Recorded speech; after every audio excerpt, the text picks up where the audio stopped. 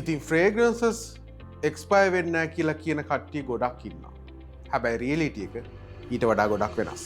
ඉතින් අද වීඩියෝ එකෙන් කතා කරන්න යන්නේ පර්ෆියුම් එක්ස්පයර් වෙනවද? එක්ස්පයරි ඩේට් එක මොකක්ද? සහ එක්ස්පයර් වුණාට පස්සේ පර්ෆියුම් එක මොන වගේ පාටින්ද, මොන වගේ කලර් එකකින්ද, මොන වගේ ස්මෙල් එකකින්ද තියෙන්නේ කියලා හරියටම දැනගන්න එක.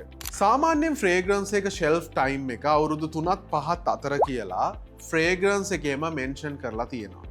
ඉතින් මේ ෂෙල්ෆ් ටයිම් එක කියලා කියන්නේ පර්චස් කරලා නැත්තම් මැනිෆැක්චර්ගෙන් ප්‍රොඩියස් කරලා ඉවර වෙලා ෂෙල්ෆ් එකේ තියන්න පුළුවන්, ෂෙල්ෆ් එකේ ඩිස්ප්ලේ කරන්න පුළුවන් කාල සීමාව.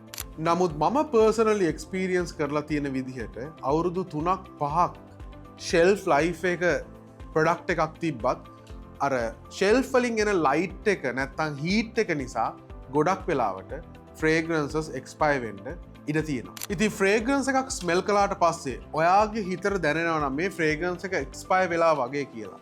සවර් ටයිප් එකේ ස්මෙල් එකක් නම් එන්නේ අනිවාර්යයෙන්ම ෆ්‍රේග්‍රන්ස් එකේ කලර් එක මොකක්ද කියලා හොයලා බලන්න. මොකද ෆ්‍රේග්‍රන්ස් එකක් එක්ස්පයර් වෙන්න පටන් ගත්තට පස්සේ කලර් එක නිතරම ඩාර්ක් සයිඩ් එකට යන ප්‍රවණතාවය ඉතා වැඩි. ඕගොල්ලෝ දැනගත යුතු වැදගත්ම දේවල් ටිකක් තමයි මේ ෆ්‍රේග්‍රන්ස් එකක් එක්ස්පයර් වෙද්දී එක්ස්පයර් වෙන ස්පීඩ් එක ඇක්සලරේට් කරන හේතු ගොඩක් තියෙනවා. එකෙන් පළවෙනිම හේතුව තමයි ඉර එළිය. ඉර එළියට එක්ස්පෝස් වෙන්න ප්‍රොඩක්ට් එකක් හෝ නැත්තම් ෆ්‍රේග්‍රන්ස් එකක් තියලා තියෙනවා නම් අනිවාර්යයෙන්ම ඕගොල්ලෝ ඔළුවේ තියාගන්න මේ ෆ්‍රේග්‍රන්ස් එක ඉක්මනටම එක්ස්පයර් වෙනවා කියලා. මේක කියන්නේ ඇත්තටම විශේෂයෙන් ෆ්‍රේග්‍රන්සස් කාර් එකේ තියන් ඉන්න අයට. ඉර එළිය වැටෙනවත් වගේම ඉර එළියෙන් එන හීට් එකත් මේ ෆ්‍රේග්‍රන්ස් එක්ස්පයරි එක ඇක්සලරේට් කරන්න ගොඩක් බලපානවා. මොකද ෆ්‍රේග්‍රන්ස් එක හීට් වෙන්න ඒ ෆ්‍රේග්‍රන්ස් එකේ තියෙන ෆෝමියුලා එක මොලිකියුල් බොන්ඩ් එක ගැලවිලා අනිවාර්යයෙන්ම ෆ්‍රේග්‍රන්ස් එක්ස්පයරි එක ඉක්මන් කරන්න පුළුවන්. ඉතින් ඇත්තටම ෆ්‍රේග්‍රන්ස් එකක් පර්චේස් කරාට පස්සේ ෆ්‍රේග්‍රන්ස් එක ස්ටෝ කරලා තියෙන තැන හරිම වැදගත්. ඔයාගේ ෆ්‍රේග්‍රන්ස් එක ඇත්තටම ඔයා කොහෙන්ද තියන්නේ? බාත්රූම් එකේ නැත්නම් කාර් එකේ? මම පෞද්ගලිකව දන්නවා ගොඩක් කට්ටිය ෆ්‍රේග්‍රන්සස් බාත්රූම් එකේ තියෙනවා. කවදාවත් කළ යුතු දෙයක් නෙමෙයි. ඒකට හේතුව බාත්රූම් එකේ තියෙන ස්ටීම් බාත් එකෙන් එන හීට් එකෙන් අනිවාර්යයෙන්ම ෆ්‍රේග්‍රන්ස් එක ඩැමේජ් වෙන්න පුළුවන්. ඉතින් ඔයාගේ පර්ෆියුම් එක ප්ලේස් කරද්දී අනිවාර්යයෙන්ම කූල් එන්වයරන්මන්ට් එක ප්ලේස් කරන්න.